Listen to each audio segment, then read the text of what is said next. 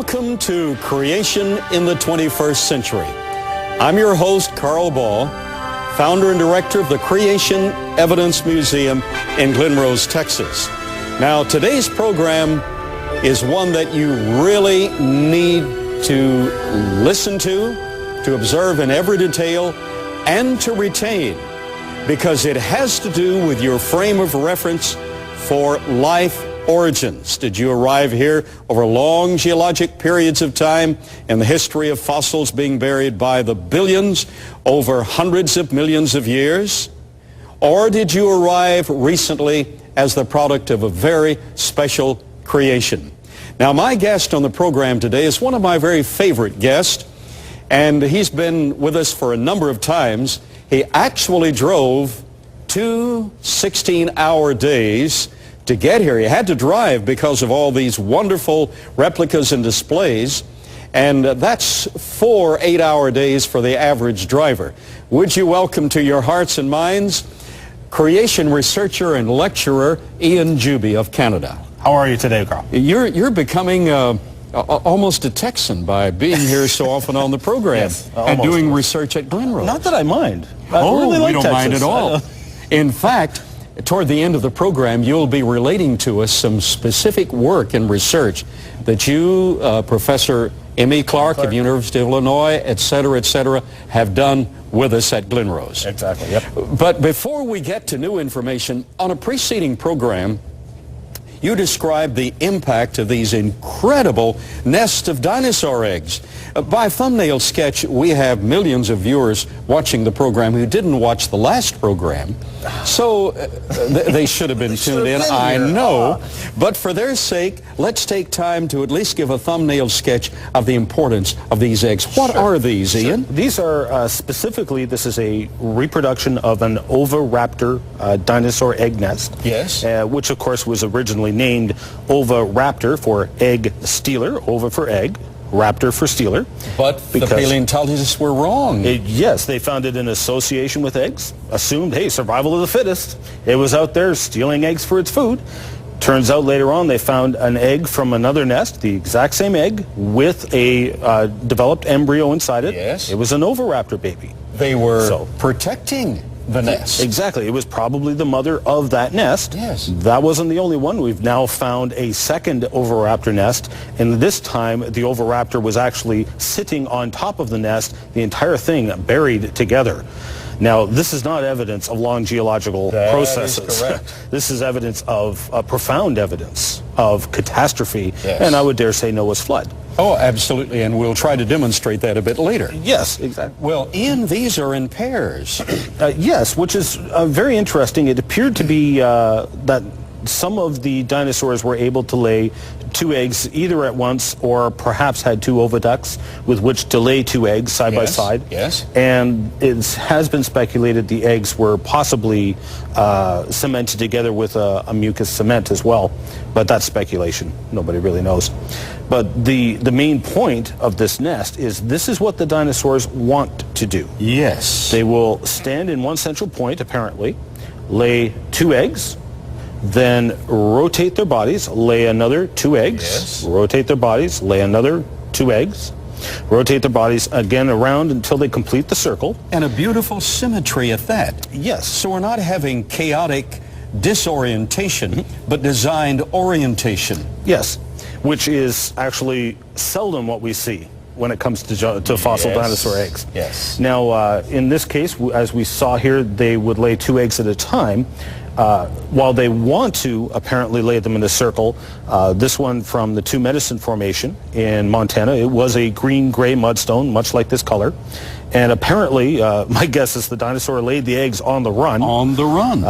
What it was running from? Well, I would suggest it was Noah's flood. Because there's evidence of sedimentary layering covering hundreds and hundreds of square miles. Yes. In fact, tens of thousands of square miles. Tens of thousands. And this was... This comes to the major impact. Yes. Now, this one came out of China. This was apparently a hadrosaur dinosaur egg nest. Again, as I previously mentioned, Vance and I were discussing this, and it was Vance who pointed it out, and I hadn't thought of this till he mentioned it. Neither of us had seen a hadrosaur dinosaur egg nest that was laid in a circle like this. Yes. We've only ever seen clumps of dinosaur hadrosaur eggs. We're not experts, but Vance and I, we get around a lot. Yes. And Vance has seen Vance has seen a lot more dinosaur eggs nests than I have, but I've still seen my fair share as well. Neither of us have ever seen a hadrosaur egg nest laid in a circle like this. And interestingly, in this case, this one in China, the eggs were laid at different elevations. Yes. Which one implication is that as the dinosaur rotated around, laying its eggs in a circle, by the time it got to the last one, the sediment or the mud it was laying them in was actually rising. Yes, and rather than run like the preceding one, there was no place to run to. Yep. So you got to go, you lay the eggs, and what an incredible demonstration of the rising sedimentary deposit. Exactly. And as you pointed out previously, it appears that this circle is the way the hadrosaurs, the honkers, desired to lay their eggs, even though this was in some peril and rising context, but laying them in clumps was again a desperate move. Again, apparently. Probably laying the eggs partially to get rid of just the weight and the energy and the consumption. Certainly. Now, another interesting point, some have suggested that when we do find dinosaur eggs with embryos in the eggs, that's a suggestion of long periods of time. Well, first of all, it's very interesting to note that finding dinosaur embryos is very rare. Very rare. Extremely rare, in fact, which right off the bat tells you something. The eggs that we find did not have a chance to incubate. Yes. And the few that we have found that apparently did have time to incubate can be explained by the dinosaur simply carrying the eggs in the oviduct until she can't carry them anymore, and she drops them. Yes. At which point the embryos have actually partially developed. This is known in some reptiles today. Some reptiles do developed that. within the body of the mother. So here we have a nest of eggs that have a tremendous story, but they were caught in the flood. Yes. Now, you have additional evidence that you've come thousands of miles to declare to us and to expose to this audience. Yes. Now, we last week we finished off. Actually, if you wouldn't mind, just grab that poster and let's bring this over here with us. Very good. Because this is pertinent to everything we're about to discuss here. Now, again, we talked about Charles Lyell last week, and how he had proposed that possibly the land sinking or the water rising, either one could lay layers. He's absolutely correct. But his premise that you did not need a global flood to lay down the layers we see around the world was patently false. That's correct. And here's why. For instance, right here in Texas, we have the Austin Chalk, which is all throughout here.